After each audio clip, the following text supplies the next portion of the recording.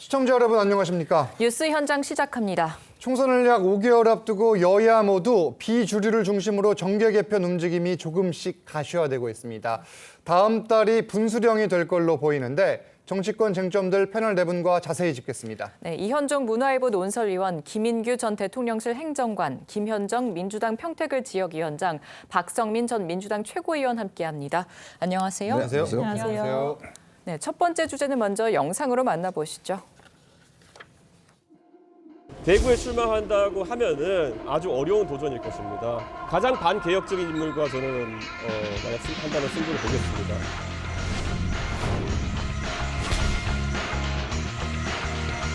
비례대표 정당만 창당하더라도 10석 가까이 지금 차지할 수 있는데 몽배당 필요 뭐 있어요?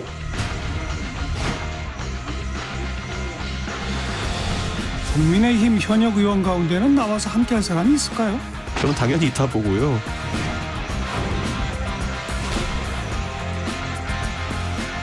1996년입니다. 그때 대구는 이미 다른 선택을 했던 적이 있다.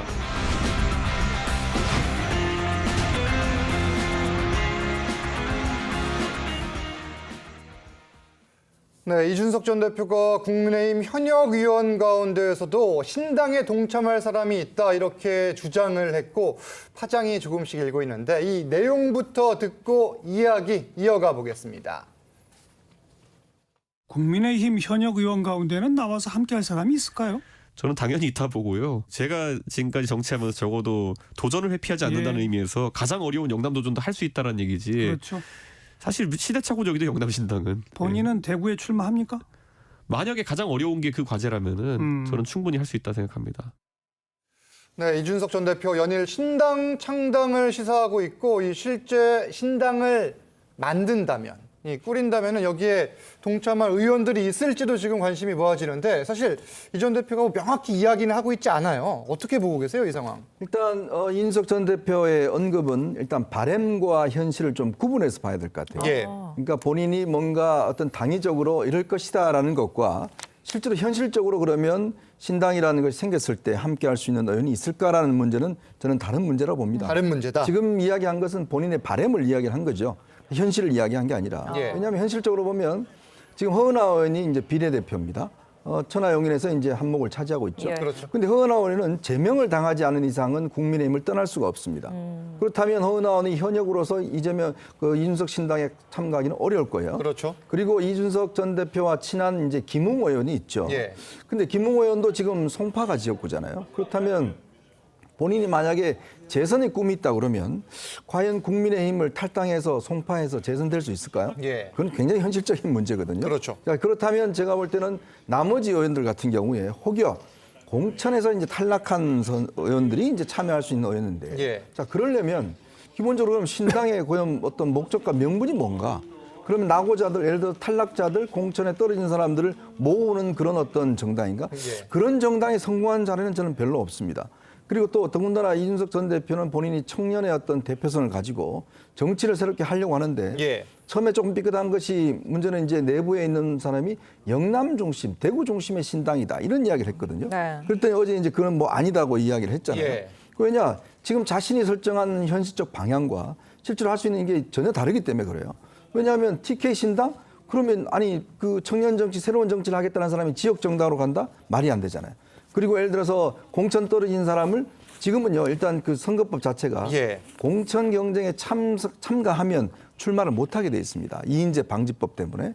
그렇다면 그 전에 이제 공천에 탈락할 줄 알고 나갈 수 있는 사람인데 예. 지금 현재로 국민의힘에 있는 그 뭐 110석 되는 의석 의원들 중에서 이준석 전 대표와 함께한다. 뭔가 옛날에 DJ나 YS처럼 자신을 확실하게 당선시켜 줄 수 있는 사람이면 모르겠지만 예. 네. 저는 그 가능성이 별로 없다고 봅니다. 실현 가능성이 떨어진다 이런 일단 분석인데. 허은하 의원은 현실적으로 좀 올리기 어려울 거라고 좀 얘기를 하셨는데 이런 상황에서 그럼 천하용인 여기서 나머지죠 천하람, 김용태, 이기인 이 네 사람은 또 회동을 했거든요. 그 여기서 또 세불리기가 가능할지 어떻게 좀 전망하세요? 그러니까 이준석 대표가 이제 얘기를 하면서 이제 그 비례 신당을 만들겠냐 아니면 TK 중심의 신당을 만들겠냐 이런 질문이 나왔을 예. 때 본인은 이제 전국적인 정당을 만들겠다, 뭐 스펙트럼도 좀 넓게 가져가겠다 이렇게 말씀을 하셨는데 예. 이 천하용인의 면면을 보면 참 재미있는 게 이준석 대표 같은 경우는 지금 본인이 TK를 출마할 수 있다 이런 걸 시사하고 있고 그렇죠. 천하람 호남이죠. 그리고 이제 허은하 같은 경우는 서울, 예. 김용태 경기. 그러니까 이게 보면 지금 권역별로 한 명씩 좀 의미 있는 사람들을 둬서 예. 조금 이제 굳이 세 불리기를 무리하게 하지 않고 좀 의미 있는 사람들을 권역별로 두면서 여기서 좀 새 확장을 꾀하는 거 아니냐 이런 좀 예측도 해볼 수 있고요. 예. 그리고 결과적으로는 이준석 전 대표가 좀 TK에서 신당을 만들겠다고 하는데 네. 지금 이제 국민의힘이 조금 이제 의미 있는 지지율을 TK에서 내지 못하면 그 부분을 이제 본인이 조금 이제 의미 있는 지지율을 TK에서 먼저 내고 이 움직임을 전국적으로 가져가려는 거 아닌가 이렇게는 예. 조금 예상을 해보고 있습니다. 일단 TK에서 힘을 모아서 전국으로 확장성을 가지려는 것 아니냐 뭐 이런 분석인데 이준석 전 대표의 창당 움직임에 쓴소리를 하는 사람도 있습니다. 바로 홍준표 대구시장인데 인유한 혁신위원장을 만나서 어떤 이야기를 했는지 듣고 이 내용 이어갑니다. 이준석이가 지금 돌아오겠습니까? 돌아오면 진짜 그 별도 없는 놈이 되지. 박사님이 그렇게 노력하셔도 참 그 이준석이는 돌아오기 어려울 겁니다. 쉽게 말해서 이 체제 하에서 비례대표 정당만 창당하더라도 10석 가까이 지금 차지할 수 있는데.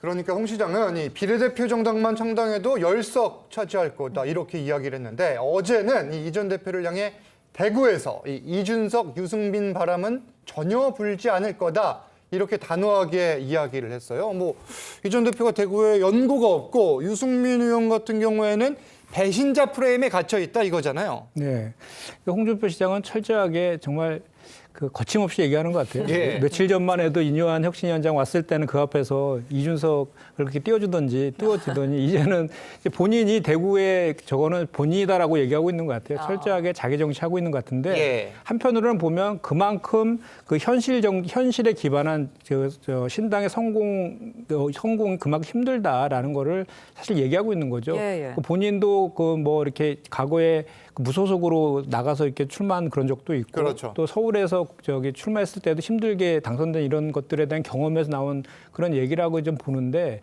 이제 그럼에도 불구하고 저는 이준석 신당의 성공 여부는 예. 철저하게 윤석열 대통령한테 달려 있는 것 같아요. 그러니까 지금 신당이 사실 성공하려면 세 가지가 필요하다고 하잖아요. 예. 인물과 세력과 지역이 좀 필요하다고 하는데 예. 2016년도에 이제 국민의당이 한번 호남을 기반으로 해서 38석을 얻은 적이 있잖아요. 그렇죠. 예. 그때는 안철수라는 대선 후보도 있었고 또 김한길 전 의원이 공동 대표로서 같이 참여했었잖아요. 그 박지원 의원도 있었고 호남에 기반한 현역 의원들이 많이 있었거든요. 예. 그래서 거기를 기반으로 해서 비례 의석도 10석 이상 얻었거든요. 근데 그런 것을 지금 이준석 전 대표도 아마도 그런 그림을 좀 그리고 있는 것 같은데 그 세 가지가 지금 하나도 없어요. 제가 봤을 때는. 그래서 앞으로인데 그런데 윤석열 대통령이 그런 신당에 대한 명분들을 어떻게 없애느냐에 예. 대한 그러니까 윤석열 대통령이 국정기조라든지 이준석 그 전 대표가 지적하고 있는 그런 내용들을 앞으로 어떻게 구현할 것인가에 따라서 그 세 가지의 요건들이 하나씩 채워질 가능성이 있거든요. 왜냐하면 세력 같은 경우에도 아까 천하용인 잠깐 얘기했지만 예. 그것으로는 안 될 것이고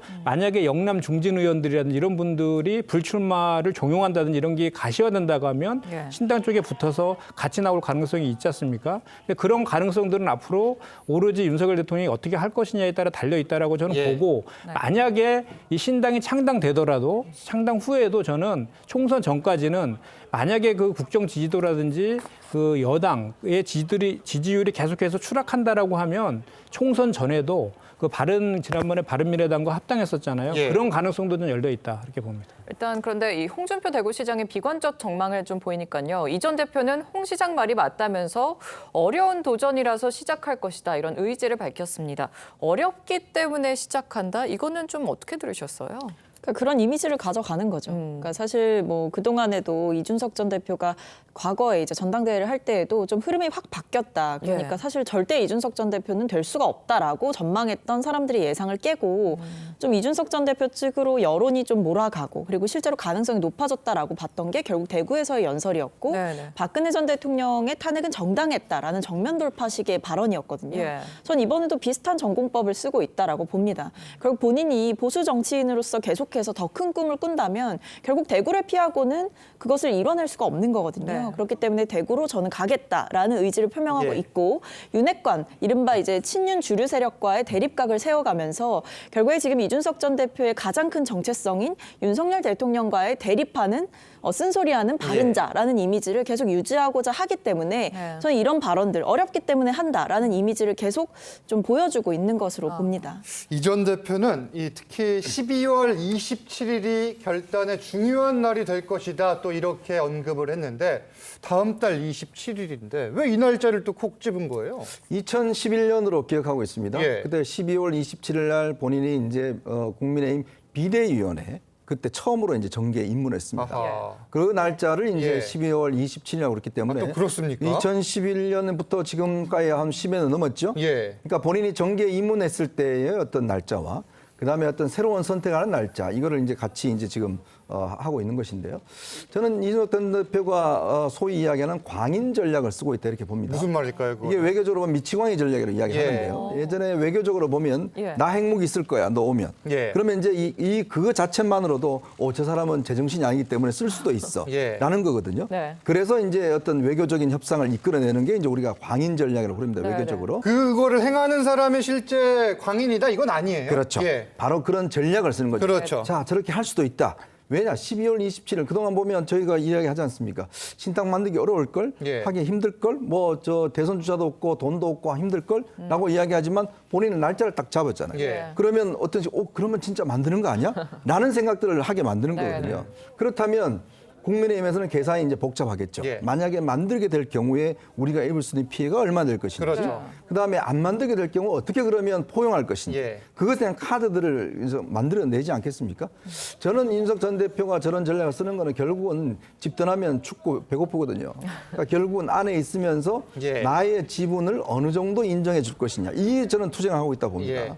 그렇다면 본인이 12월 27일로 못 박아 놓은 것은 당 내에서 자 그러면 이준석 전 대표 어느 정도의 지분을 인정하고 어느 정도 타협을 할 것인지 그런 것들을 좀 유도해내기 위한 그런 전략인데 글쎄요. 그러기 위해서는 중요한 것은 그 본인의 전략 자체가 상당히 파괴력이 있다. 그렇죠. 핵무기를 가지고 있다. 예. 이러면 이게 파괴력이 있거든요. 저쪽에서도 핵 억지력이 있으면 그렇죠. 이게 사실 효과가 없는 맞습니다. 거예요. 그러니까 뭐냐면 저쪽이 예를 들어서 쓸 수 있는 상대방에서 만약에 윤석열 대통령이 정말 많이 바뀌어서 예. 자 그리고 본인이 그렇게 혐오스로 하는 윤핵관들이 다 이선 후퇴한다든지 이렇게 됐을 경우에 타깃이 없어지잖아요. 예. 그렇게 되면 저는 저 전략은 성공하기 어렵다. 저 아까도 우리 저 이야기하셨지만 결국 윤 대통령 국민의힘 하기에 나릅니다. 어떻게 이준석 전 대표가 요구하는 여러 가지 부분에 있어서 바뀌어내면 예. 사실상 그런 전략은 의미가 없는 걸로 되는 걸로 생각이 듭니다. 그럴 수도 그런데 있겠네요. 이 국민의힘 사선 이 윤상현 의원은 이준석 전 대표가 청년과 중도 일정 부분을 좀 대변하고 있다는 것을 인정해야 한다고 했습니다. 그런데 그러면서 분열은 필패라며 우려를 나타내기도 했는데 일단 국민의힘이 좀 여러 카드를 꺼내들지 않을까 전망을 해주셨거든요. 그럼 인효한 위원장의 끌어안기 이게 성공할 가능성은 없을 것 같습니까? 근데 이거 윤상현 의원님께서 말씀하신 것은 보면 예. 당연하고 그냥 원론적인 말씀을 하신 거다 이렇게 당연한 보입니다. 이야기다. 근데 물론 이준석 대표가 예. 그동안 2030 그 청년층에 대해서 일정적인 이런 이슈에 대해서 좀 대변을 한 것은 우리가 좀 인정을 해야 되는데 예. 선거를 앞두고 우리가 역대 총선을 반출해 보면 뺄셈의 정치를 해서는 성공한 경우가 거의 없고 그렇죠. 결과적으로는 통합을 이뤄내고 혁신을 해내는 정당이 총선에서 승리를 하는 거거든요. 네. 그래서 이런 차원에서 좀 말씀하신 것 같고 최대한 마지막까지 우리가 좀 포용할 수 있는 분들은 꼭 이 사람이 꼭 이준석이 아니더라도 예. 우리가 당에서 포용할 수 있는 분들은 끝까지 우리가 포용을 해야겠죠. 네. 근데 이게 그 우리가 배척을 한다고 이렇게 말씀을 하셨는데 네. 글쎄요, 배척은 그동안 누가 해왔는지 저는 좀 묻고 싶습니다. 예. 그러니까 지금 이뇨한 혁신위원장이 부산까지 내려가서 한번 만나겠다 했는데 문전막대를 하고 취재진이 윤석열 대통령이 만나자고 하면 만날 생각 있냐 이렇게 물어봐도 저는 만날 생각 없습니다. 이렇게 계속 한쪽에서는 손을 내미는데 한쪽에서는 예. 받지 않겠다 이렇게 예. 얘기를 하고 있기 때문에 이렇게 계속 강대강 국면으로 가면 조금 어려운 상황이 있지 않을까 뭐 그렇게 생각합니다. 이준석 전 대표와 국민의힘 주류 그리고 대통령실 사이에 어떤 접점을 찾느냐 여부가 실제 신당 창당으로 이어질지와도 지금 연결이 되는 상황인데 이런 상황에서 이뇨한 혁신위의 이 혁신안에 대한 당내 반응은 여전히 미지근합니다. 이 중진 험지 출마론에 대한 김기현 대표의 입장부터 들어보시죠. 최근에 이런 중진 의원들 불출마 이런 혁신위의 권고에 대해서 좀 어떻게 보시는지 궁금합니다. 모든 일에는 시기와 순서가 있는데 요즘 언론 보도를 보니까 너무 급발진하고 있는 것 같아 보입니다. 급하게 밥을 먹으면 체하기 십상이니까 잘 한번 보죠. 자, 지도부, 중진이 친윤계를 향해서 수도권에 출마하거나 불출마해달라 이렇게 권고를 한 게 지난 3일인데 아직 별다른 반응이 없습니다. 김 대표는 급히 밥을 먹으면 체한다 이렇게 이야기를 했는데 어떻게 해석해야 됩니까? 김기현 대표가 지금 상당히 곤란한 상황에 처한 건 맞아요. 예. 저는 처음부터 이뇨한 혁신위가 네. 지금 하는 역할이 혁신안을 만들기보다는 오히려 용산의 의중을 받들어서 그 앞 총선에 승리를 하기 위해서 이제 신당 창당의 명분을 좀 없애고 영남과 그 친윤 그리고 지도부의 그 중진 의원들의 불출마 언급을 계속하면서 오히려 그 또 다른 친윤 인사들의 공천에 룸을 좀 만들려고 하는 그런 역할들을 오히려 하고 있다라고 제가 말씀을 드린 적이 있었는데 예. 거기에 전 김기현 대표도 교감을 좀 하고 있다라고 생각을 했었거든요. 그래서 본인이 당대표로서 불출마라든지 또는 다른 험지에 대한 출마 선언을 하게 되면 다른 그것이 물꼬가 돼서 다른 이제 중진 의원들이 따라올 것이다 이렇게 했는데 실제로는 이제 주호영 의원부터 해가지고 그거에 대해서 반대하는 목소리들이 세게 나오고 특히 윤핵관이라고 불렸던 뭐 건성동 의원이나 장재원 의원들의 예. 최근의 행보들도 그 반대적인 행보들을 이제 하다가 보니까 그런 것들이 약간 비틀어진 것 같다는 저 차원이 있고요. 네. 그래서 이제 그런 것들과 관련해서도 또 이준석 신당을 만드는 그 명분과도 그리고 신당의 성공 여부와도 그 불출마라든지 그런 걸 종을 받는 의원들이 합류할 가능성조차도 열려져 있기 때문에 김기현 대표의 그런 그 고민들은 더 깊어질 것이라고 생각합니다. 아니, 그러면은 지금 대통령실 윤석열 대통령의 의중은 어떻게 알려져 있습니까? 글쎄 뭐 윤 대통령은 뭐 이 문제에 대해서 일체 언급을 한 바 없고 그렇죠. 당이 뭔가 좀 변신해야 된다라는 데는 아마 공감을 하고 있는 것 같습니다. 자, 근데 이 김기현 대표가 분명히 이뇨한 위원장한테 정권을 준다고 이야기를 했잖아요. 예. 이야기했죠. 약속을 했지 않습니까? 근데 지금 좀 전에 그 우리가 녹취를 들은 걸 보면 언론 이야기하지만 그 언론 내용은 이뇨한 위원장 이야기예요. 네. 그러니까 이뇨한 위원장의 속도조절 해라 이렇게 이야기한 걸로 저는 읽혀지거든요. 네. 그렇다면 정권을 준 거하고 이게 충돌되는 거 아니겠습니까? 그렇죠. 왜 그런가? 결국은 본인 스스로가 지금 결단을 못 내리기 때문에 저는 그렇다는 생각이 들어요. 왜냐? 아니 주호영 의원이나 지금 윤핵관들 보면 아니 당신 대표도 가만히 있는데 내가 왜 먼저 나가? 라고 이야기할 거 아니겠습니까? 주호영 의원은 대구에 남겠다 그랬어요. 그러니까 뭐냐면 김기현 대표가 지금 당 대표잖아요. 예. 그럼 내가 먼저 나를 내려놓겠다 이야기하면 다른 사람들은 명분이 없잖아요. 근데 본인은 가만히 있으면서 다른 사람 나가라고 그러면 다른 사람에게 동의를 하겠냐고요. 예. 그러니까 지금 저는 이뇨한 혁신위의 성공 여부는 결국은 저는 김기현 대표의 결단에 달려 있다. 결단이 그거 필요하다. 결단하지 않으면 이뇨한 혁신은 실패할 수밖에 없다. 예. 실패하면 국민의힘은 내년 총선에 희망이 없다. 이렇게 보는 거거든요. 그렇다면 본인이 저렇게 정권을 줬고 예. 그 이야기 왜 했겠습니까? 예. 그럼 처음에 요거 빼고 정권 주라 그러면 이야기 되잖아요. 근데 정권을 줬지 않습니까? 예. 그러면 이뇨한 혁신이가 그런 요구를 할 때는 본인도 뭔가 입장을 내놔야 될 거 아니에요. 그렇죠. 그렇다면 그래야지만이 다른 사람들한테 가서 나도 내려놨는데 당신도 내려놔라. 설득할 수 있을 거 아니겠습니까? 그거 안 하면서 딴 사람들한테 계속 결단하라고 그러면 딴 사람들이 그거 못 받아들이죠. 그러니까 저는 결국 김기현 대표가 예. 정치적 결단을 지금 할 때가 왔다. 그렇다면 이 결단을 못 내리면 이뇨한 혁신위원회는 예. 결국 성과 없이 끝난다. 그거는 저는 명백한 그 책임은 김기현 대표한테 있다 이렇게 봅니다. 알겠습니다. 혁신안도 짚어보면요. 이 총선 공천 과정에서 청년을 우대하는 3호 혁신안이죠. 이 45세 미만 청년을 비례대표의 50%에 할당하고 우세 지역구의 청년을 배정하는 게 쟁점입니다. 이걸 두고 지금 당내 반응이 좀 많이 엇갈리는 것 같아요. 근데 이제 그 당의 혁신에 대한 부분, 혁신이 성공할 수 있는 부분이나 이런 지금 당이 변하고 있다 이런 부분을 제일 어필할 수 있는 게 결과적으로는 인물 아니겠습니까? 그래서 이런 측면에서 좀 새로운 인물들을 많이 좀 당에 데려오겠다 하는 측면에서는 좀 긍정적이에요. 게다가 지금 민주당에서는 이 청년등 관련 무슨 아무 얘기도 못 내고 있는 상황에서 먼저 선제적으로 내고 있는 것은 저는 긍정적인 부분이 있다고 봅니다.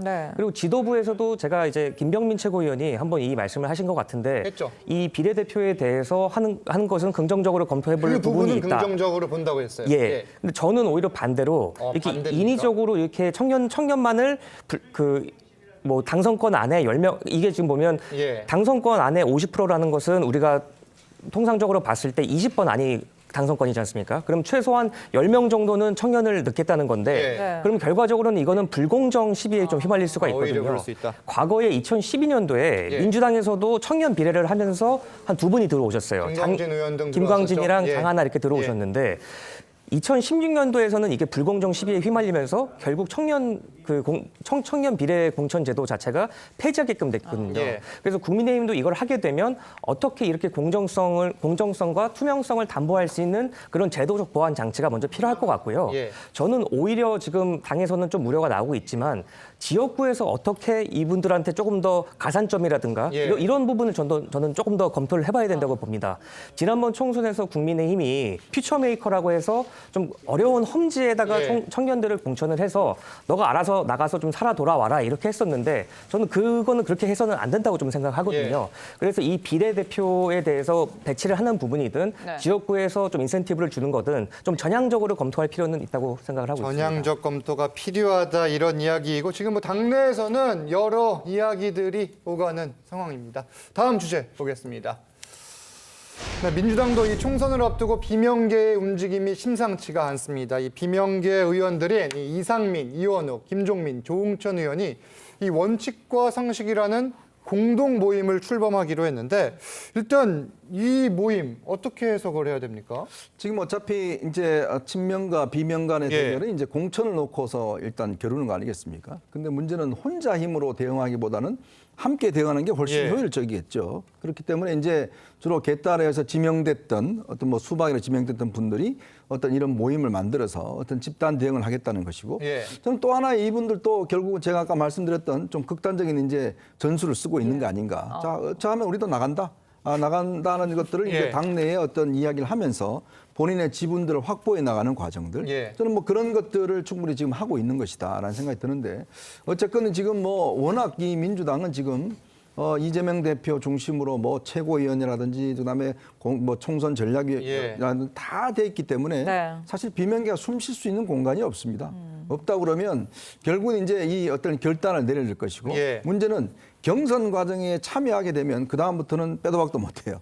돌아설 수 없는 떨어져도 사실은 출마를 못하게 돼 있습니다. 그렇기 때문에 경선 들어가기 전에 정말 도저히 이 구조 자체가 안 된다 그러면 저는 아마 이분들도 이제 결단을 해야 될 시점이 오지 않을까. 뭐 앞선 이야기와 비슷한 상황이네요. 그렇죠. 이렇다면 이제 뭐 제3신당을 만들든지 아니면 뭐 국민의힘과 함께 하든지 뭐 등등 여러 가지 선택지는 있다고 봅니다. 실제로 말씀하신 것처럼 비명계에서는 연말에 탈당하겠다, 12월까지 두고 보겠다는 목소리가 실제로 이어지고 있습니다. 들어보시죠. 끝까지 이재명 대표가 안 바뀌면 뭐 정치를 그만두든지 아니면 자기가 원하는 새로운 정치를 하든지 둘 중에 하나 선택을 해야죠. 그냥 각계각진해서 그냥 공천 앞으로 갈지 아니면 정치를 그만둘지 아니면 새로운 정치를 위해서 뭔가 새로운 도전을 할지 그 다 열려 있는 거죠.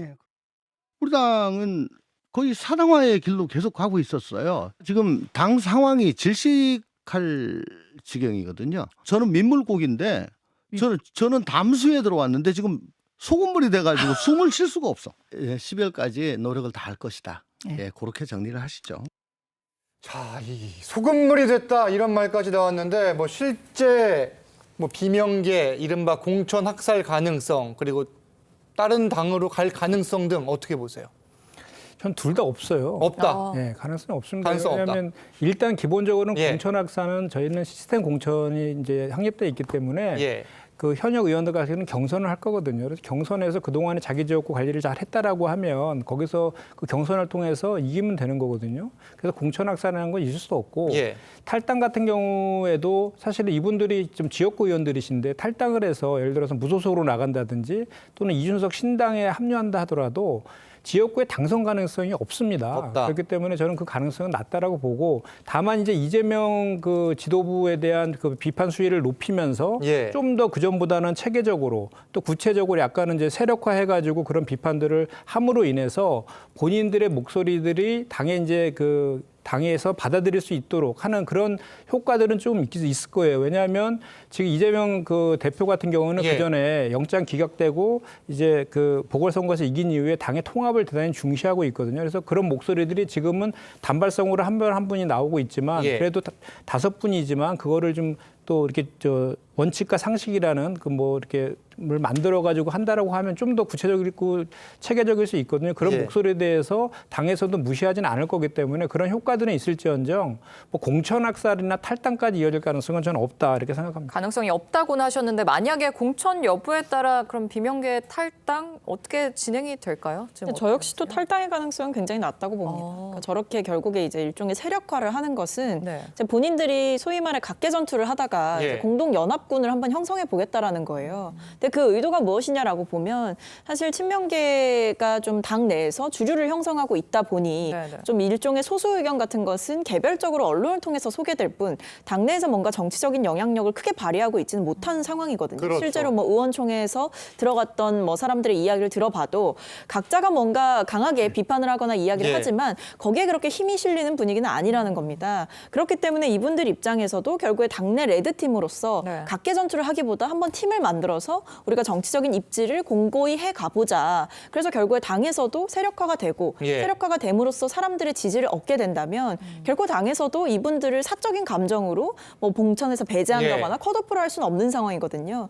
아마 그런 여러 가지 좀 계산들을 하시고 움직이고 있는 상황이 아닌가 싶어서 결국에는 탈당보다는 당내에서 일종의 소수 의견을 계속해서 예. 가져감으로써 본인들의 존재감을 좀 더 높이는 방향이 아닌가 싶습니다. 혹시 발생할지 모를 불이익을 사전에 막는 포석도 있을 것이다. 이런 분석인데 위원님. 저는 그러니까 이 부분들을 예. 너무 쉽게 바라보는 측면이 있는 것 같아요. 뭐냐면 예. 사실은 이제 이재명의 민주당과 그 이전의 민주당은 저는 굉장히 좀 다르다 이렇게 보고 있습니다. 그렇다면 이재명의 민주당에 대해서 굉장히 비판적인 민주당 지지자들이 꽤 있습니다. 자, 그렇다면 전통 민주당의 어떤 정신과 이런 것들을 복원해야 된다는 움직임도 충분히 예. 있는 것이고 특히 이제 호남 지역 같은 경우에 결국은 지금 민주당은요 사람이 넘쳐납니다. 왜냐하면 지난 지방선거 패했죠. 예. 뭐 그다음에 현역 의원들이 너무 많아요. 그렇죠. 자, 그러다 보니 정치 예비군들이 너무 많습니다. 그렇다면 이런 모임들이 어떤 될 경우에 이미 이제 어떤 지역에서는 친명계들이 뭐 소위 이제 수박을 겨냥해서 뭐 이렇게 하고 있기 때문에 개딸의 지지를 받지 않는 후보들 이게 상당히 존립하기 어렵습니다. 예. 그렇다면 내부적으로도 저는 이게 지금의 원칙과 상식이라는 모임이 좀 더 세력을 더 넓혀낸다라고 그러면 즉 전통적인 민주당의 어떤 복원 가치를 내걸고 예. 그 세력들을 규합해낸다 그러면 저는 오히려 이것 자체도 상당히 민주당의 어떤 본리를 흔들 수 있는 파워가 되지 않을까. 그건 물론 이제 앞으로 이분들이 어떤 역할을 할지가 주목되는 것인데. 그렇죠. 근데 너무나 이제 다 본인들의 어떤 모임으로만 국한될 때는 저는 별 의미가 없다고 봐요. 예. 그렇지만 이거를 좀 더 확장을 해서 네. 정말 전통적인 민주당의 어떤 복원이라는 것들을 내걸고 저는 좀 더 인력들을 많이 한다고 예. 하면 예전에 국민의당이나 이런 걸 성공했던 전례에 비춰봐서 꼬마 민주당이나 그런 것들을 좀 저는 이룰 수 있지 않을까 그런 생각 듭니다. 확장성을 갖게 된다면 더 큰 세력이 될 수도 있다. 이런 전망인데 이렇게 국민의힘에서 시작된 이 험지 출마론의 불씨가 지금 이야기하고 있는 이재명 대표에게도 조금씩 영향을 주고 있습니다. 이 대표가 험지에 출마란 목소리 이어지고 있는데 직접 들어보시죠. 이재명 당대표가 먼저 험지 출마를 결단을 해야 되고 이재명 당대표는 그런 결단을 한 번도 보여준 적이 없습니다. 항상 도망가고 최고의 좋은 곳 말하자면 따뜻한 아랫목을 찾아가는 곳 사람.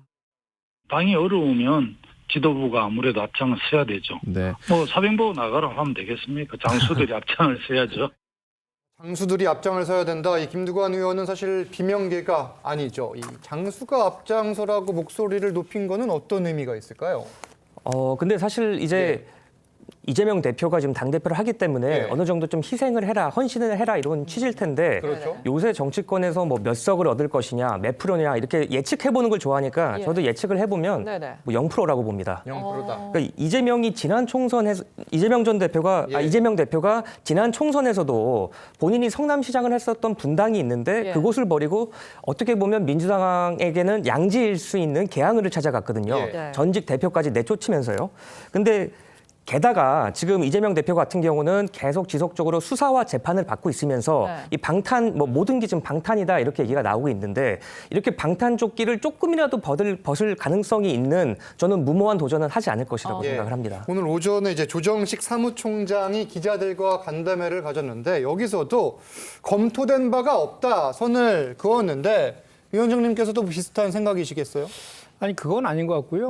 이제 보통 그런 결단들은 2, 3월 정도 가서 총선 앞두고 이렇게 보통 하죠. 왜냐하면 우리가 늘 그랬지 않습니까? 총선의 구도는 한두 달 전에 잡힌다라고 하는데 무엇보다도 총선에서 승리가 절박한 사람이 이재명 대표이거든요. 이재명 대표의 꿈은 대선 아니겠습니까? 그래서 총선을 승리할 수 있는 가장 최적의 방법에 대해서 고민을 본인이 누구보다 많이 할 것이고 그 최적의 방법 중에 김두관 의원이 이제 얘기한 그런 것들도 포함해서 저는 그때 가서 고민을 할 것이다라고 저는 생각을 하고. 그러면 가능성을 열어둬야 된다. 뭐 가령 뭐 비례대표 후순위든지 다른 험지든지 열어놔야 된다 이렇게 해석을 가능성이 해야 될까요? 있다고 봅니다. 그런데 다만 지금 단계에서 그거를 구체화시켜서 발표할 시점은 아니기 때문에 그럼에도 불구하고 이 정치는 그 시시각각 그 구도가 바뀌잖아요. 바뀐 구도에 따라서 이제 유연하게 그런 것들에 대한 결정들이 이루어질 것이다라고 저는 생각합니다. 네, 또 이런 상황에서 조국 전 장관은 문재인 전 대통령이 있는 평산 책방을 찾아서 사인회를 열었습니다. SNS에 나의 치욕은 윤석열의 영광이라는 입장을 올렸는데 이거 좀 거세지는 거잖아요. 어떻게 보셨어요? 뭐 이제 정치를 좀 더 본격적으로 하시겠다는 의지의 표명일 수 있겠다. 충분히 그런 해석이 붙을 수 있다라고 저도 생각을 합니다. 근데 민주당 입장에서 굉장히 난감할 거예요. 그러니까 조국 전 장관이 뭔가 당에는 부담을 주지 않는 방식으로 움직여 보겠다라는 뭐 측근의 인터뷰도 있었다라고는 하던데, 근데 그것과 별개로 사실 조국 전 장관이 정치권에 등판하는 순간 민주당과 뭐 문재인 정부 이런 것들은 다 동시에 연관이 될 수밖에 없어요. 그래서 연관되고 연상이 될 수밖에 없기 때문에 조국 전 장관의 정치적인 움직임에 대해서 민주당이 제대로 선을 긋고 가지 않는다면 저는 제가 봤을 때 지금 민주당에 굉장히 정치를 희망하고 있는 출마 준비자들이 많기 때문에 그 일부의 세력이 그쪽으로 또 이탈할 수도 있다. 이런 가능성도 저는 배제할 수 없다고 보거든요. 결국에 당선을 생각한다고 한다면 모종의 세력화가 또 이루어질 수 있는 부분, 이런 여러 가지들이 다 위험 요소로 내재하고 있는 겁니다. 그래서 저는 당에서 뭐 조국 전 장관에 대해서 적극적으로 입장을 낼 필요는 없다고 생각하지만 분명히 조국 전 장관의 발언의 수위가 강해지고 결국에 어느 날 출마 선언을 하거나 새로운 당을 만들겠다라고 하는 순간에 저희는 분명히 조국 전 장관에 대해서 선을 명확하게 그어야 된다. 그 과제가 남아있다. 이렇게 봅니다. 선을 그어야 된다 이 말씀인데 이 조국 전 장관의 이 총선 출마 가능성에 대해 민주당 내에선 다소 엇갈리는 의견도 나왔었죠. 직접 들어보시죠. 저는 정치 출마를 통해서 명예회복을 한다라는 부분과 지금의 시기가 과연 적절한가 저는 신중하게 판단할 필요가 있다 그렇게 보고 있습니다. 충분히 본인을 다 불사르더라도 필요한 곳이 있으면 던지실 수 있는 분이 제가 아는 조국 장관님이시거든요. 민주당 입장으로 봤을 때는 외연을 조금은 확장할 수 있는 카드로서 활용되어질 수도 있다는 생각은 듭니다. 사실 민주당 일각에서는 우리는 이미 조국의 강을 건넜다 이런 말도 나왔었죠. 그러니까 조국 전 장관의 출마가 민주당에 도움이 되지 않을 것이다 이런 의견이 나오는 가운데 조금 전 또 목소리는 외연 확장에는 또 도움이 될 수도 있는 거 아니냐 이런 이야기인데 어떻게 보세요? 조국 전 장관으로 확장될 외연이 있습니까? 외연이 없다. 이미 다 했는데 뭘 더 확장한다는 거죠? 정말 참 분석 자체가 저는 동의할 수 없고 더군다나 이 출마 이야기 하기 이전에 조국 전 장관이 법률적인 문제에서 이 명예회복을 못한다면 비법률적인 방식으로 하겠다고 그러는데요. 아니, 세상에 죄를 지었는데 그 죄를 지었으면 반성과 사과하는 그 이외에 도대체 비법률적으로 어떻게 명예를 회복한다는 거죠. 더군다나 본인은 지금 법률가지 않습니까? 아니 형법 교수했던 분이 어떻게 비법률적인 방식으로 모르겠습니다. 예전에 뭐 문재인 대통령도 역사의 법정 운운했는데 모르겠어요. 민주당에서는 역사의 법정이 따로 있고 양심의 법정이 따로인지 모르겠지만 죄는 죄 그것입니다. 자, 그런데 그렇다면 그거를 비법률적으로 결국 국민들 앞에 심판하겠다는 거죠. 여론의 심판을 받겠다는 거 아니에요? 예. 그 심판입니까? 아니면 국민들을 괴롭히는 겁니까? 국민들 하여금 저 죄 있는지 없는지 판단해 주세요라는 거 그게 도대체 국민들에게 할 일입니까? 예. 저는 그 자체부터 저는 선을 그어야 보는 것이고 예. 본인 입장에서 어떻게 하든지 간에 뭔가 이재명 대표를 보잖아요. 야, 방탄조끼가 있으니까 저렇게 좋구나. 방탄조끼가 있으니까 저렇게 대표도 하고 대선 출마도 할 수 있구나. 예. 나도 저거 있어야 되겠다. 그 판단하시는 거 아니겠어요? 어쨌건 들어가면 뭔가 정치판에 들어가면 다 쟁점이 되고 막아주고 예. 그러니까 국회의원 되겠다는 거 아니겠습니까? 대한민국 국회가 언제부터 이렇게 이 범죄자들에게 단순히 방탄조끼만 주고 있는 그런 국회가 된 것인지 예. 더 이상 정치를 너무 희화하지 마시라. 저는 그런 말씀만 드리고 싶습니다. 물론 뭐 이재명 대표, 조국 전 장관을 지금 시점에서 범죄자다 이렇게 단정 지을 수는 없지만 이 방탄 조끼와 관련해서 지금 정치를 하려는 거 아니냐 이런 분석인데 위원장님, 조국 전 장관 민주당의 공천을 신청할 가능성 또는 공천을 받을 가능성 어떻게 보세요? 그건 없죠. 없다. 예, 왜냐하면 지금 당원도 아니시고요. 예. 1심에서 지금 유죄 판결을 받고 항소가 진행 중이잖아요. 그렇죠. 예. 그렇기 때문에 민주당에서 공천받을 가능성은 없고 본인도 그런 생각은 없을 거예요. 다만 이제 가능성은 하게 된다면 비례 정당이 가능성이 있어 보이는데 지난 21대 국회에서도 열린민주당이 사실 조국 신당이었어요. 그때 이제 한 5% 몇 프로 얻어갖고 3석 얻었었잖아요. 예. 지금 만약 하게 된다면 비례 정당인 거고 제가 지금 듣기로는 조국 전 장관 같은 경우는 네. 저 위성정당, 비례정당을 만들더라도 본인이 출마를 할 것이냐에 대해서는 고민 중에 있는 것으로 제가 그렇게 알고 있고요. 예. 이것이 이제 이 조국 신당이 만들어졌을 때 민주당의 입장에서 보면 사실 그 전에 열린민주당도 민주당에 다시 흡수됐잖아요. 예. 그래서 그거에 대한 외연 확장의 가능성보다는 오히려 이제 만약에 하게 된다라면 조국 전 장관의 상징성이 뭐냐면 검찰개혁 강하게 추동하면서 윤석열 당시 검찰총장에 세게 부딪혔잖아요. 그렇죠. 그런 과정에서 이제 그 온 집안이 막 수사 재판받고 있는 그런 상황들이라서 그 이번 총선은 정권 심판론으로 반드시 치러야지 민주당이 유리한 구도인데 과거에 이제 다시 그 조국 신당이 생긴다라고 하면 이것이 마침 이제 공정과 상식 그와 관련된 그런 조국 신당 대 뭐 이제 윤석열 현 정권 이런 예. 구도로 잡힌다라고 하면 민주당에는 유리할 건 없다라고 보는 것이죠. 그런 거는 저희가 민주당에서 잘 관리해 나가야 될 것입니다. 또 다른 쟁점도 짚어보죠. 이런 가운데 한동훈 법무장관이 어제 입장문을 냈습니다. 송영길 전 민주당 대표를 향해서 운동권 이력으로 정치를 후지게 만들었다고 맹비난했는데 먼저 송영길 전 대표의 한 장관을 향한 막말성 비난부터 들어보시죠. 한동훈을 반드시 탄핵해야 된다고 생각합니다. 이런 건방진 어디가 있습니까? 이 와가지고 국회에 와서 이 300명 지보다 인생 선배일 뿐만 아니라 한참 검찰 선배님들을 조롱하고 능멸하고 이런 그대로 놔둬야 되겠습니까? 자, 이게 보신 것처럼 음성 변조를 할 수밖에 없었는데 이 송 전 대표 출판 기념회에서 막말성 발언이 나온 겁니다. 이 같은 비난에 대해선 이 한동훈 장관이 직접 또 입장문을 내고 강하게 맞선 건데 이 상황 어떻게 봐야 돼요? 근데 제가 방금 저도 이 화면을 보면서 예.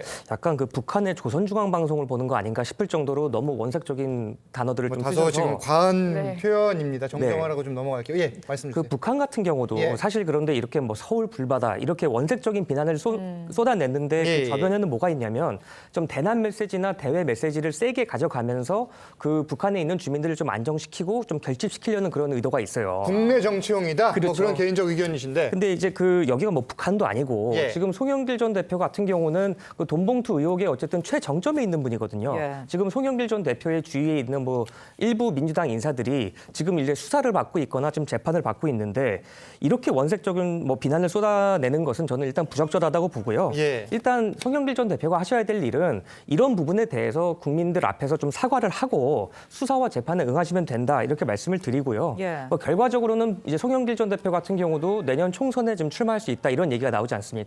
그래서 이 총선을 앞두고 본인 이제 강성 지지층에게 예. 약간 호소하는 면이 있는 것 같은데 지금 이재명 대표도 마찬가지로 계속 강성 지지층만을 위한 정치를 하고 있다 네네. 이런 얘기가 나오는데 저는 뭐 그 대표의 그 전 대표다 이런 말씀을 좀 드립니다. 자신의 지지층만을 고려한 행동이다 이렇게 보셨는데 일단 송영길 전 대표의 경우에는 민주당에서 탈당을 한 상황이죠. 그럼에도 이런 상황들은 민주당 입장에서는 신경이 좀 쓰이겠어요.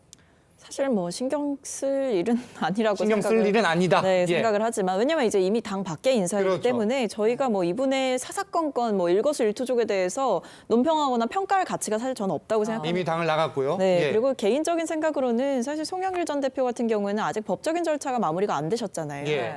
그렇다고 한다면 송 전 대표가 받고 있는 의혹이 결코 가볍지 않은 만큼 돈봉투 의혹이라는 게 얼마나 대한민국 정치사의 치욕적인 일입니까? 그렇다고 한다면 본인이 억울하다고 해서 한동훈 장관을 공격하고 뭐 윤석열 대통령에 대해서 비판적 의견을 내시려거든 사실 저는 법적인 쟁점이 다 해소된 뒤에 그런 것들을 할 수 있다고 보거든요. 지금 상황에서 저런 말씀을 하시는 것은 시기적으로도 좋지 않고 그리고 본인이 받고 있는 혐의에 비해서 본인의 행동이 너무 가볍다는 인상을 줄 수 있기 때문에 본인에게도 전혀 도움이 되지 않는 행보다 저는 이렇게 봅니다. 그래서 결과적으로는 송영길 전 대표가 굉장히 최근에는 이제 감정 섞인 언사까지 나오게 되면서 비난의 수위가 올라가고 있는데 뭐 본인 입장에서는 억울하다라고 주장하고 있는 상황이지만 사실 국민들 보시기에는 별로 동의가 안 될 거예요. 그래서 오히려 이런 행동들이 정치적으로 비춰지기보다는 약간 정치적 소음에 가까운 행위다. 저는 그런 면에서 정말 억울하다라고 국민들께 호소하시려거든 법적인 절차를 다 마무리하신 뒤에 말씀을 하시는 것이 좀 더 타당해 보인다. 이렇게 봅니다. 한 장관 말도 좀 다시 살펴보면요. 이 송 전 대표가 운동권이었던 걸 앞세워서 정치를 후지게 만들었다 이렇게 직격을 했습니다. 이 운동권 이걸 직접적으로 언급한 거는 위원장님 어떻게 보셨어요? 그러니까 저희 민주당 내에서도 586 용태론 같은 목소리들이 나온 적이 있어요. 그래서 이제 586 세대에 대해서 좀 비판적인 그런 견해들이 있거든요. 그리고 이제 주로 이렇게 경제라든지 직장생활 등을 하지 않고 이념적으로 정치를 많이 이제 한달해서 그런 거에는 비판의 지점들이 있는 것, 그런 부정적인 그 부분을 딱 부각시키려고 하는 의도가 좀 깔려 있는 거죠. 예. 알겠습니다. 네, 다음 주제도 계속해서 이어서 보겠습니다. 이재명 대표에 대한 수사를 지휘하는 검사와 이 방통위원장에 대한 탄핵 움직임 짚어볼 텐데 일단 민주당은 이 탄핵안을 다시 상정하겠다 이렇게 계획을 밝혔습니다. 탄핵 사유는 위장 전입, 이 코로나로 집합 금지된 시설 이용 등인데 이 탄핵이 필요한 상황을 두고 맞부딪히는데 위원님 말씀부터 들어볼게요. 참 청탁금지법 위반 혐의로 탄핵을 한다 그러면 정말 제가 볼 때는 아마 속아 웃을 일인 것 같습니다. 이런 식으로 탄핵을 남발하게 될 경우에 이거는 뭐 정말 민주당의 힘자랑 그 이상 그 이하도 아닙니다. 지금까지 뭐 탄핵을 많이 해왔지만 헌법재판소가 이 부분에 대해서 판단을 이미 이상민 장관은 9대0으로 판단을 했지 않습니까? 더군다나 이정섭 차장검사 같은 경우는 딴 걸 떠나서 지금 이재명 대표 수사의 팀장입니다. 자기 수사팀장을 저렇게 국회가 자기 힘을 이용해서 탄핵한다? 얼마나 설득력이 있겠어요? 수사를 지휘하는 차장검사를 탄핵하는 거에 대해 국민들이 어떻게 바라볼까? 그러니까요. 더군다나 그 혐의도 그렇습니다. 위장전입했다고? 청탁금지법 위반했다고? 자, 그렇다면 대한민국에 그럼 위장전입하면 다 탄핵돼야 됩니까? 저는요, 정말 이 검사와 판사, 특히 이렇게 어떤 면에서 보면 이런 직책에 있어서 그 정치권이 굉장히 엄중하게 해야 되는데 더군다나 자신들을 수사하고 있는 검사를 이렇게 한다? 이거야말로 대놓고 이제 방탄하자는 거 아니겠어요? 아니, 예를 들어서 국회 내에서 지금 체포동의하는 걸로 방탄해야 되는 그것도 모자라서 이제 수사검사를 아예 그냥 그 자리에서 그냥 수사를 못하게끔. 왜냐? 이게 지금 탄핵안 받아들이지 않을 거거든요. 헌법재판소에서. 그러나 탄핵 소추되는 기간 동안 수사를 못하거든요. 그거 노린 거 아니겠습니까? 또 3개월밖에 안 된 지금 방통위원장을 또 탄핵한다고 내놓지 않습니까? 정말 국민들이 이제 판단을 하셔야 될 것 같습니다. 얼마나 박병석 국회의장이 그 불출마를 하면서 이런 이야기를 했어요. 앞으로는 절대 어떤 특정 정당을 과반 의석 주면 안 된다. 그 이야기를 왜 했겠습니까? 이렇게 180석 의석 줬는데 시종일관 힘자랑만 했지 않습니까? 도대체 민생되는 법안들 지금 역대 국회 제가 다 보니까요. 가장 그 의안 통과율이 낮은 게 21대입니다. 더군다나 옛날에는요. 이런 중요한 법안 가지고 싸우더라도 민생 관련 법안들은 다 통과시키고 싸웠어요. 근데 이번에는 아예 그거 통과시키지 않고 그냥 싸움만 하고 있거든요. 어떻게 국민들 심판을 받으려고 이런 일을 하는지 정말 답답할 따름입니다. 일단 위원님 말씀처럼 국민의힘에서는 이 대표를 지키기 위한 이 명분 없는 탄핵이다 이런 주장이거든요. 근데 민주당에서는 이 검사의 혐의가 또 명확하다고 하고 있는데 어떻게 바라보고 계신가요? 이 검사에 대해서도 사실 비위 의혹이 이제 국정감사장에서 드러난 것이고 거기에 대해서 명확하게 이제 이정섭 차장도 좀 인정하는 부분이 있었지 않습니까? 그럼 그렇다고 한다면 비위 의혹이 분명히 있는 것이고 그걸 따져 물을 책임도 있는 거죠. 근데 지금까지 우리가 검찰이라는 조직을 봤을 때예요. 예. 검찰 내부에서 과연 자정작용이 제대로 있느냐? 저는 이 부분을 좀 짚어봐야 된다고 생각합니다. 이정석 검사뿐만 아니라 지금 우리가 탄핵을 발의하게 된 손준성 검사 같은 경우에도 굉장히 중요한 국면이었죠. 총선 때. 그러니까 소위 말해서 총선 때 이른바 이제 여권에 좀 불리한 이야기를 하는 인사들을 고발하라고 고발장을 줬다라는 게 이분이 받고 있는 혐의고, 그때 그 고발장을 넘겨준 인사는 지금 국민의힘의 의원을 하고 있는 김웅 의원 당시 후보자였습니다. 그렇다고 한다면 이 부분에 대해서 검찰 내부에서 사건을 제대로 조사하고 또는 이분을 징계하거나 뭔가 직무에서 배제했거나 이런 적극적인 조치를 했느냐. 사안이 굉장히 중대했음에도 불구하고 이분 어떻게 됐나요? 결과적으로 승진했습니다. 검사장 자리에 갔어요. 재판이 진행 중임에도 불구하고. 네. 그렇다고 한다면 우리가 한 발 떨어져서 바라봤을 때 검찰은 고발 사주 의혹을 받고 있는 사람조차도 검사장으로 승진시킨다면 그럼 검찰권이 남용되고 있다라는 지적에 대해서 제대로 시정하거나 하다못해 진상조사를 하거나 사건의 경위를 밝히거나 이런 적극적 조치가 단 하나도 없다라는 거죠. 그런 면에서 민주당 입장에서는 정치적으로 이 검사의 권력을 좀 제동을 걸 필요가 있다. 이런 여러 가지 판단을 했을 것으로 보입니다. 아니 그러면 공수처를 왜 만들었어요? 그렇게 반대하는데 검사들 견제한다고, 판사들 견제한다고 공수처 만들어놨지 않습니까? 네네. 공수처에서 지금 수사를 하고 있잖아요. 고발을 했죠, 공수처에다가. 그러니까 둘 다 수사하고 있지 않습니까? 그렇죠. 그럼 공수처 왜 만들었습니까? 이런 거 하려고 공수처 만든 거 아니겠어요? 탄핵이라는 게 마지막 수단입니다. 이거는요, 탄핵이라는 게 국회가 할 수 있는 마지막 수단인데 너무 흔하게 지금 쓰는 거잖아요. 그러니까 그 문제에 대해서 민주당도 정말 한번 생각을 해봐야 돼요. 탄핵을 이렇게 남발하게 될 경우 역대 탄핵 남발했던 거 이 민주당 지금 현재 몇 년 동안 집중적으로 이 발의가 됐습니다. 물론 정치적으로 논쟁이 될 수 있어요. 그렇지만 기본적으로 수사할 수 있는 기구가 민주당 주도로 만들어졌지 않습니까? 그 기구 버젓이 놔두고 왜 탄핵이라는 걸 함부로 쓰냐고요. 나중에 그러면 탄핵의 구대행으로 나오면 그 책임 지시겠습니까? 이상민 장관 했는데 하나도 책임 안 졌잖아요. 그냥 날리면 답니까? 지금 예정대로 어쨌든 탄핵안을 다시 상정하는 계획은 진행이 되는 거죠? 네, 그렇습니다. 그 지금 11월 30일 날하고 12월 1일 날 본회의가 여야 합의로 되어 있기 때문에 그때 이제 할 그런 예정으로 있고요.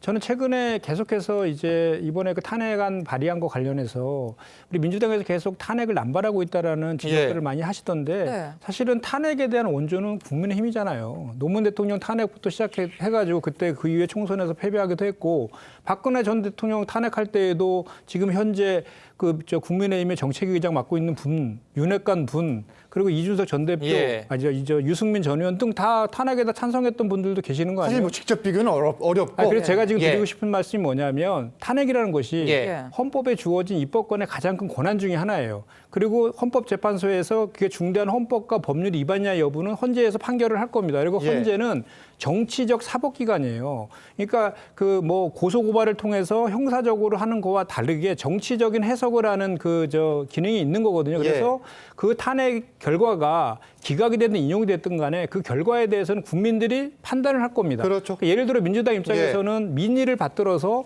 이동관 방통위원장과 두 검사가 정말로 국민들이 봤을 때, 국민의 눈높이에 봤을 때는 그 크게 책임을 물어야 된다고 판단을 했기 때문에 탄핵을 이제 지금 발의를 지금 한 것이고 그 결과에 대해서 인용이 되든 기각이 되든 간에 그 이후의 결과에 대해서 국민들의 또 다른 판단이 있을 겁니다. 제가 말씀드린 것은 뭐냐면 최근에 저희가 탄핵 소출한 것은 이상민 장관이잖아요. 기각이 됐어요. 국민들이 저희 민주당 비판하나요? 제가 봤을 때는 그 159명 참사 일으킨 윤석열 정부와 이상민 장관에서 아무도 책임지지 않는 그거에 대해서 오히려 저는 비판을 더 많이 한다라고 보거든요. 그런 것까지 다 감안한 민주당의 선택이다 이렇게 보시면 됩니다. 해볼 만한 싸움이다. 뭐 그렇게 보시는 거고요. 그러면 이정섭 장관은 어떤 정치적인 이유가 있나요? 좋습니다. 방통위원장은 예를 들어서 국무위원이라고 그러면 좋지만 이정섭 검사는 차장 검사는 무슨 정치적인 이유가 있어 헌법재판소에다 탄핵 소출하나요? 그걸 한번 묻고 싶은 거예요. 지금 수원지검에서 미제 사건이 15,000건이랍니다. 최근 윤석열 정부 들어갔고 2년 사이에 3배가 급증했대요. 그러니까 모든 수사 인력들을 이재명 대표 수사에 다 올인하고 있는 거거든요. 이번에도 그 영장 기각된 이후에 수사 전담팀을 만들어서 이제 차장 검사를 바꾼 거예요. 그 차장 검사가 이제 이정섭 차장 검사로 바뀌면서 밑에 3개의 불을 두면서 검사만 21명이라는 그 인력을 보강해서 이재명 대표 수사에 하고 있어요. 그렇다라고 하면 그동안에 그 정부와 여당 에서 뭐라 그랬습니까? 이재명 대표 보고 죄 없으면 수사받고 심사받아라라고 했잖아요. 그리고 예. 국민적 눈높이에서 사법 시스템에 따르라고 했지 않습니까? 그러면 왜 검사는 예외입니까? 이렇게 본인이 위장전입과 관련된 그것도 상습적 위장전입입니다. 그리고 그것도 최근 올해 5월 달까지 위장전입을 했어요. 공소시효도 남아 있습니다. 본인도 인정했어요. 그래서 그것뿐만이 아니라 그 김영란법 위반이라든지 정말 많은 의혹들이 있거든요. 그리고 천암의 마약 수사 혐의를 갖다가 무마시켰다는 의혹까지 지금 최근에 나와 있는 이렇게 많은 의혹을 받고 있음에도 불구하고 국감에서 민주당에서 대검에다 고발했잖아요. 처리하라고. 그런데 아무런 조치도 하고 있지 않으니까 부득이하게 다시 공수처 고발까지 이루어진 이런 상황에서 부득이하게 탄핵을 할 수밖에 없는 그런 상황을 만든 것은 정부 여당에다 좀 알겠습니다. 일단 아니, 미제 사건 많다고 탄핵을 해요? 알겠습니다. 아니, 그럼 정부의 검사를 다 탄핵되게? 이전은 말이 되는 소리예요, 그게? 차장 검사에게 이 수사 건수가 줄어든 부분을 다 책임을 지울 수 있는. 제가 그 얘기가 방점이 든 것이 아니라 제가 방점이 든 것은 차장 검사이지만 이재명 대표에 대한 수사를 담당하고 있는 차장 검사이지만 다양한 많은 의혹들이 범죄 의혹들이 있고 고소고발된 사람을 그 자리에 계속 두는 것 자체가 문제 아닙니까? 양측의 의견이 어떤 건지는 알겠고 물론 이 내용은 국민들이 판단할 텐데 마지막으로 하나만 짚으면은 지금 이 과정에서 국민의힘이 필리버스터를 포기하면서 민주당 주도로 노란봉투법이 통과가 됐는데 지금 대통령이 거부권 행사를 할지 여부 할 가능성이 높아 보이는데 이 부분은 어떻게 보세요? 근데 이 노란봉투법의 핵심 쟁점은 지금 이미 합법적인 쟁의 행위에 대해서는 인정을 해주고 있습니다. 근데 이런 불법적 행위까지도 이 사용자의 손해배상 청구권을 제한을 하겠다는 거거든요. 그러니까 저도 기본적으로 이제 노동자들의 기본권 향상을 위한 취지에는 공감을 하고 있습니다. 다만 이 손해배상의 대원칙을 흔들고 어떻게 보면 이 사용자의 최후의 보루인 방어권마저 무력화시키겠다는 거는 불법 파업을 조장하겠다는 거거든요. 그러니까 결과적으로 또 보면 지난번 이제 문재인 정권에서도 통과를 못 시켰습니다. 그래서 저는 사실은 이거는 어쩔 수 없이 대통령께서도 거부권을 행사할 수밖에 없는 사안이다 이렇게 생각을 하고 있습니다. 약간 제가 한 말씀 반론 듣겠습니다. 제가 좀 노동계 출신이어가지고 최근에 대법원에서 판결한 내용대로 바꾼 겁니다. 지금 이 법안이. 그리고 글로벌 스탠다드 계속 얘기하시잖아요. 윤석열 대통령이. 국제노동기구인 ILO하고 최근에 유엔의 자유권위원회에서조차도 이 법 바꾸라고 권고까지 한 그런 내용이에요. 그 내용을 드리고 세부적인 내용, 그러니까 그 합법 파업 말고 불법 파업에 대해서는 원래부터 손배소 가압류가 인정되어 있었고요. 그 합법 파업의 범위를 좀 더 높이자라는 것이고 최근에 하청업체의 비정규직 노동자가 10만 원 인상해달라고 하면서 1m 안에 있는 철제 감옥에 스스로 갇혀갖고 2달 동안 파업했을 때 그게 끝난 다음에 원청인 대우조선해양이 470억을 손배소 때렸습니다. 그런데 지금 대법원의 판례는 뭐냐면 그 470억 때린 거에 대해서 노동자들이 파업에 가담한 정도들이 있잖아요. 거기에 맞춰서 그만큼의 금액만 청구하라는 것인데 지금은 470억 모두를 연대 책임으로 때리고 있는 거. 이것을 청구하고 있다. 그 정도를 문제 삼는 거고. 그 좋은 법안이 문재인 정부 때 왜 안 통과시켰어요? 알겠습니다. 아니, 그때 통과시키지. 국민의힘에서 반대했죠. 알겠습니다. 아니 그 초은도 통과시키죠. 당시에 정권 잡고 있을 때. 무슨 말씀인지 알겠고 일단 대통령이 거부권 행사 여부에 따라서 이 논쟁은 계속될 것 같고 참고로 내일 이재명 대표의 위증교사 사건 경합 여부를 가리는 재판이 열리는데 기존 재판에 위증교사 의혹을 추가할지도 내일 결정이 된다고 합니다. 지금까지 정치권 쟁점 짚어봤습니다. 감사합니다. 감사합니다. 감사합니다. 사랑이라는 것이 우리한테 소중한 이유는 그것이 변치 않고 영원하다는 어떤 생각을 하기 때문에 사랑이 가치가 있고 소중한 거죠. 사실 그거는 생각하면 웃기잖아요. 인간의 존재라는 거는 무한한 존재가 절대 아니죠. 30여 년간의 결혼 생활이 이렇게 막을 내리게 된 거에 대해서 참담하다고 말씀드립니다. 제 가슴 속에는 이제 텅 비어버린 것 같았습니다. 그런데 하고 아주 반대인 사람을 만났습니다.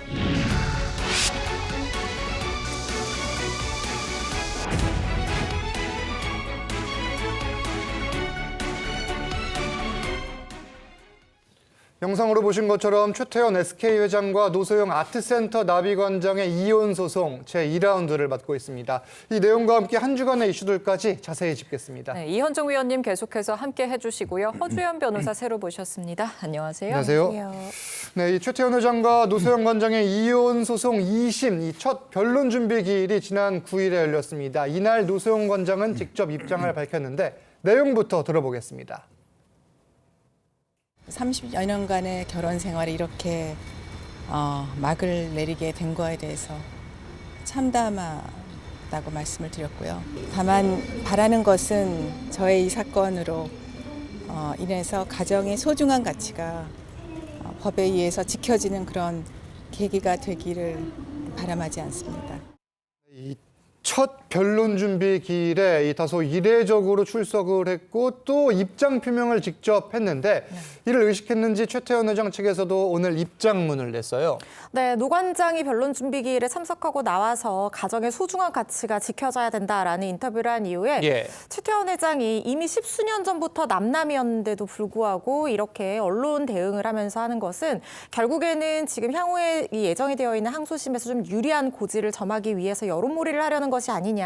우리는 이미 파트너 관계였다라고 얘기를 하면서 반박을 했고요. 그리고 항소심 재판부에서 이런 대언론 이 인터뷰 이런 것들을 자제하라는 얘기가 있었다는 얘기까지 전했습니다. 아니, 그러면 이 첫 변론 준비 기일에 노 관장이 출석을 한 건데 이렇게 출석하는 게 이례적인 건 맞습니까? 일반적인 경우는 아닙니다. 그러니까 보통 이혼 소송 같은 경우에는 상대방을 마주치기 싫어하기 때문에 조정 절차가 아닌 한 안 나오려고 하는 경우들이 많아요. 그리고 변론 기일이 아니라 변론 준비 기일은 더 참석을 하지 않죠. 왜냐하면 변론 기일은 공개적으로 재판이 진행이 되지만 변론 준비 기일이라고 하는 것은 쟁점이 이렇게 복잡하거나 양측의 다툼이 첨예해서 주장 사항이 뭔지 정리할 필요가 있을 경우에 비공개로 진행을 하는 거거든요. 그러니까 변호사가 나가서 충분히 할 수 있는 상황이기 때문에 당사자가 나오는 경우는 사실 많은 경우는 아니고요. 거기다 이런 유명인들 소송 같은 경우에는 오히려 더욱더 나서기 좀 꺼려하는 경우가 많아서 좀 이례적이라고 보시는 게 맞을 것 같습니다. 일단 최 회장이 주말인 오늘 오전에 입장문을 낸 건데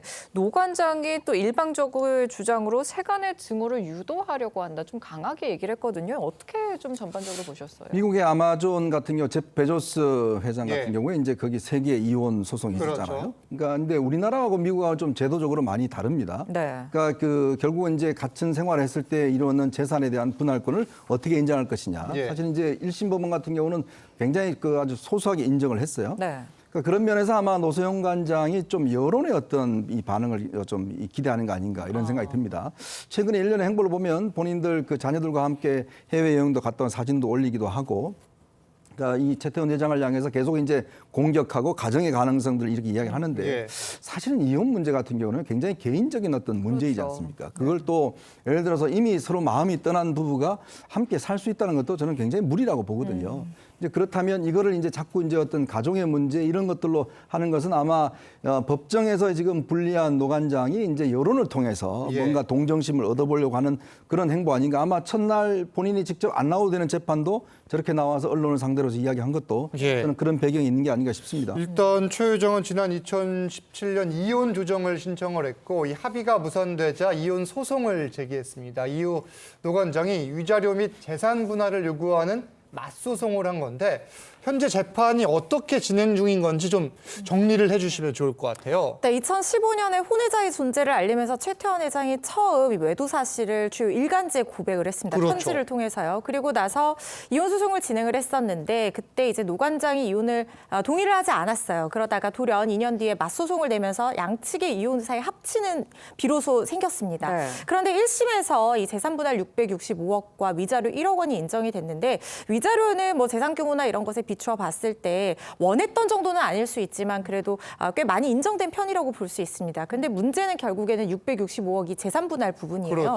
핵심 내용은 최태원 회장 명의의 SK 주식회사 주식이 결국에는 특유 재산, 그러니까 상대방의 일방적인 명의의 그 재산이라고 봐서 재산 분할 대상 자체에 포함이 안 됐어요. 그런데 원칙은 그렇지만 우리 법원에서 예외적으로 혼인 중에 취득한 재산이 상대방 일방 명의라고 하더라도 이걸 이 취득한 이후에 오랜 기간 혼인 생활을 했다면 재산을 유지하거나 증식하는 데 기여도가 있다고 봐서 그렇죠. 재산 분할 대상 자체는 올려주고 있거든요, 실무적으로. 그런데 지금 1심에서는 그 부분 자체가 인정이 되지 않은 겁니다. 왜 안 된 겁니까, 그건? 그래서 그 부분이 이제 원칙에 따라서 판단을 했다 이렇게 볼 수 있는 것인데, 그러니까 사실 이게 일반적인 경우는 좀 아니라고 볼 수 있어요. 그렇죠. 실무적으로 취득하고 나서 시간이 한참 지났다. 지금 94년에 취득했다고 얘기가 나오고 있는데 네. 그 이후에도 혼인 생활을 한참 했기 때문에 이 부분에 대해서는 사실 특유재산이라고 하더라도 재산 분할 대상 자체에는 포함을 시키고 다만 재산 규모가 너무 큰 경우에는 뭐 노관장이 주장한 것처럼 5대5까지는 아니더라도 예. 기여도를 좀 낮추는 방안으로 이렇게 보통 판결이 나거든요. 네. 그래서 1심 판결이 사실상 노관장의 사실상 이렇게 패소다 이렇게 분석하는 그런 얘기들이 많았고 기여도를 인정을 못 받았기 때문에 그런 거군요. 그러니까 그 부분 특정지어서. 그렇죠. 그러니까 그 최태원 회장 명의의 주식은 사업상 재산으로 봐서 예. 그 부분을 유지 증식하는데 노관장의 기여도가 없었다라고 본 거예요. 사실상. 그러니까요. 그래서 이 부분에 대해서 노관장이 상당히 이제 반발을 하고 있는 것으로 보이고 예. 설령 어떤 사업적인 역할을 같이 하지 않았다고 하더라도 우리가 아이를 키우고 가정을 돌보고 그리고 사업을 잘할 수 있도록 도와주는 내조의 공을 우리 법원에서는 인정을 하고 있거든요. 예, 예. 그래서 노관장이 그런 부분에 반발을 해서 지금 항소심을 제기를 한 것으로 보이고 항소심에서는 결국 그 부분이 핵심 쟁점이 될 것이라는 생각이 듭니다. 그런데 노관장은 최 회장의 동거인을 상대로도 지금 30억 원의 위자료를 배상을 하는 손해배상 청구 소송도 제기를 했습니다. 이 소송의 지금 쟁점은 뭔가요? 그러니까 지금 외도가 결국에는 파탄의 원인이 돼야지만이 이 불법행위로 인정을 받아서 위자료라는 것을 받을 수가 네. 있는 거거든요. 그런데 지금 최태원 회장 측에서는 양측이 07년도, 그러니까 2007년경에 이미 혼인관계가 파탄이 났다고 1심에서 동의를 했다는 거예요. 네. 그렇다고 하면 그 이후에 외도가 만약에 있었다라고 하면 그 부분에 대한 책임을 물을 수는 없다는 입장이고 예. 설령 노소영 관장의 주장이 맞다고 하더라도 2019년에 노 관장이 이혼 맞소송을 내면서 이혼 의사의 합치가 있었기 때문에 안날로부터 3년이 지나서 소멸시효가 도과를 했다라고 주장하고 있거든요. 예. 하지만 이렇게 불법행위가 계속되는 상황에서는 날로 불법행위가 새로이 시작된다고 봐서 이 소멸시효가 적용되지 않는 경우들이 있습니다.